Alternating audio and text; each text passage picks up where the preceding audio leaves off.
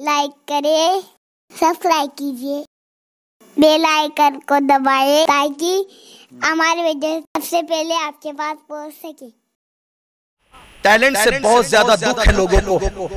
पढ़ो, बच्चों को पढ़ाओ, आला तालीम दो। मौलाए कायनात ने फरमाया कि तुम्हारे माँ बाप ने तुम्हें जितना पढ़ाया उससे ज्यादा तुम अपनी औलाद को पढ़ाओ, क्योंकि तुम्हारी औलाद का दौर तुम्हारे दौर से ज्यादा तेज रफ्तार होगा, बहुत ज्यादा तरक्की याफ्ता होगा। पढ़ाओ, ये फजूल खर्चियां बंद करो, अपने पैसे को तालीम पे खर्च करो, एजुकेशन पे खर्च करो। बच्चे अगर 4 हैं तो चारों बच्चे एजुकेशन के मैदान में दीनी और दुनियावी तालीम में आगे होना चाहिए।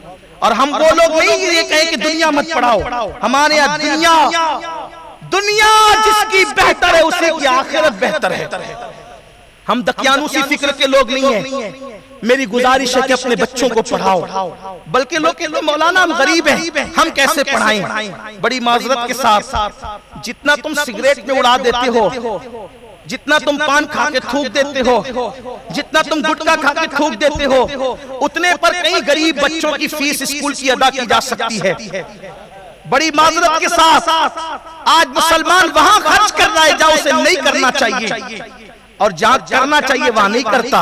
मुसलमान कहां लुटाता है पैसा, कहां लुटाता है? उर्स की महफिल में, उर्स की महफिल में कव्वाल और कव्वालन का मुकाबला हो रहा है। नचनियों पर 36-36 हजार एक सेट उड़ा रहा है। जिस कौम की बेटियां बुर्का पहनकर सिग्नलों पे भीख मांग रही हो, उस कौम के सेठों को ये गवारा है कि वो कव्वालन पर उड़ाए, नचनियों पे उड़ाए। वल्लाह मैं जहां कादरी हूं वहीं पर चिश्ती और अपनी चिश्तियत की निस्बत पे फख्र करता हूं। हम खानकाई सेवा के कायल भी हैं और आमिल भी, लेकिन ये बाजारी कव्वालियां जिसने उर्स को बदनाम किया, जिसने अपने मसलब को बदनाम किया, जिसने अपने मजहब को बदनाम किया, आज वली की चादर जा रही है मजार पे चढ़ने के लिए, मुसलमान नाचते हुए जा रहे हैं। अल्लाहु अकबर, अल्लाह। नाचने का तसव्वुर क्या है? वो वली भी तुम पे लानत करता होगा उसमें तुम नाचते नाचते। जिस मजहब के अंदर, जिस मजहब में पैर पटक चलना जायज नहीं है, जिस मजहब में अकड़ कर चलना जायज नहीं है, उस मजहब में नाचने की इजाजत कैसे हो सकती है? हम मज़ारात में चादर चढ़ाने के जरूर कायल हैं, लेकिन ऐसे चादर ले जाओ कि तुम्हें जाता देखकर मुस्लिम गैर मुस्लिम पुकार उठे। जब चादर ले जाने वाला इस शान से चलता है तो जिसकी चादर जा रही है वो किस शान से चलता है?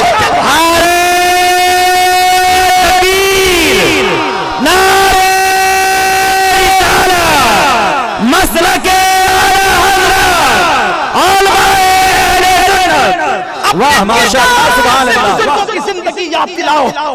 लेकिन क्या हो रहा है? दीन धर्म को पीठ के पीछे डाल दिया। अजान हो रही है, ढोल नहीं रुकता, नमाज का वक्त फुदक रहे हो। क्या आपने ये बात नहीं सुनी?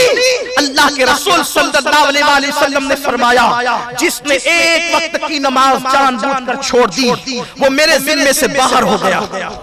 हुजूर फरमाते मैं उससे बेजार हूं, बेजार। आका फरमाते मैं उससे बेजार हूं जिससे नबी बेजार हो, उससे वली खुश कैसे हो सकता है? इसलिए कि वली तो नबी का गुलाम है। आपने कोई ऐसा भी गुलाम देखा हो जिसका आका नाराज हो और गुलाम उससे राजी हो जाए? वल्लाह कभी नहीं हो सकता। इसलिए मेरी कौम के जवानों, नमाज छोड़कर तुम्हारा कोई अमल पूरा नहीं हो सकेगा, कोई अमल कबूल नहीं हो सकेगा। और अगर कहते हो कि हम कादरी हैं, हम चिश्ती हैं, हम नक्शबंदी हैं, हम सरवर्दी हैं, ये बात भी कहूं, पहले मुसलमान बनो फिर सब बनने के लिए जाना, क्योंकि नमाज छोड़कर गौस पाक के यहाँ तुम अपना इस्लाम साबित नहीं कर सकते। गौसे पाक फरमाते हैं बेनमाजी मर जाए उसे मुसलमान के कब्रिस्तान में दफन मत करना। जब गौसे पाक बेनमाजी को मुसलमान के कब्रिस्तान में देखना पसंद नहीं करते तो गौसे पाक बेनमाजी को सिलसिले कादरिया में कैसे पसंद कर सकते हैं? इसलिए मेरी गुजारिश है, फपकियां मत करो, अपनी तबीयत के मुताबिक मत जियो। अल्लाह ने कानून दिया, एक ज़ाब्ता दिया, उसके मुताबिक जिंदगी गुजारो। मैं अहले स्टेज से भी कहना चाहता हूँ, जलसे वालों से भी कहना चाहता हूँ, मुझे बहुत दुख है। हम जब तकरीर करते तो कहते हैं कि शादियों की फजूल खर्ची कम करो, बंद करो, लेकिन मैं ये भी कहना चाहता हूँ शादियों की फजूल खर्ची कम होनी चाहिए, लेकिन जलसों की भी फजूल खर्ची कम होनी चाहिए। एक एक मुकर्रिर को 10-10, 20-20 हार पहनाते हो, किसके पैसे से? चंदे के पैसे से। तुम्हें क्या हक है? बहुत खूब, सुभान अल्लाह, सुभान अल्लाह। तुम्हें क्या हक है? क्या बात है? चंदे से कौम का पैसा, गरीब आवाम का खून पसीने का पैसा जमा करके एक एक मुकर्रिर को 50-50 हार डालो, और अगर तुम अपने जेब से जो है वो पेश करते हो हार, एक एक को 10-10, 5-5 हार, तो ये भी फजूल खर्ची है। जिस कौम के यतीम बच्चे और बच्चियां गुर्बत की वजह से लौजों में अपनी आबरू बेचने पे मजबूर हो रही हो, अगर उस कौम के खतीब को 25-25 हार गले में डालोगे तो पहनने वाला भी अल्लाह को क्या जवाब देगा, पहनाने वाले भी क्या जवाब देगा? मैं तो लोगों से कहता हूं कम से कम मेरे साथ जुल्म न करो, जिसे शौक है पहना दिया करें। इसलिए कि अगर कुदरत किसी को जलील करना चाहे तो हजारों मन फूल भी उसको इज्जत नहीं दे सकते, और कुदरत जिसे इज्जत देना चाहे कांटों पर लिटा कर भी उसको जलील नहीं किया जा सकता। हमें इज्जत क्यों मिली है? कभी सोचा? फूलों से नहीं मिली यार, कपड़ों से नहीं मिली, जूतों से नहीं मिली, कारों से नहीं मिली। फलसफा तो देखो, जिस वक्त फारूक आजम बैतुल मुकद्दस की चाबियां लेने के लिए बैतुल मुकद्दस तक गए, किस तरह गए? एक गुलाम को साथ ले गए, एक ही ऊँटनी लेकर गए। कभी गुलाम बैठता है, कभी आका बैठता है, कभी गुलाम बैठता है, कभी आका बैठता है। कोई इंसाफ का ये मिजाज, ये इंसाफ का मिजाज सिर्फ मोहम्मद अरबी के गुलामों के पास है। सुभान अल्लाह। इसी मिजाज को तो खत्म करने के लिए आपको उलझाया जा रहा है कि तुम मुसलमान न बनने पाओ। तुम्हें तो पता भी नहीं है कि सफर उमर इब्न खत्ताब क्या है। तुम्हें तो फिल्मों का सफर मालूम है ना, तुम्हें तो गेम मालूम है, अय्याशियां मालूम है। कभी पढ़ा फारूक आजम का वो खूबसूरत सफर?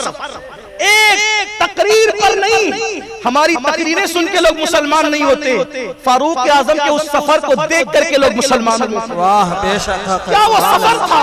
मुसलमान इसे कहते हैं, मोमिन इसे कहते हैं। फिर मैं हैरान हूँ, जब बनने वाले उमर का ये हाल है तो जिसने बनाया हो मुस्तफा दाले रहमत का हाल क्या होगा? सुभान अल्लाह, सुभान। तेरी सीरत ज़माने से निराली है, तेरी हर हरकत प्यारे दलील बेशक, सुभान अल्लाह, सुभान अल्लाह।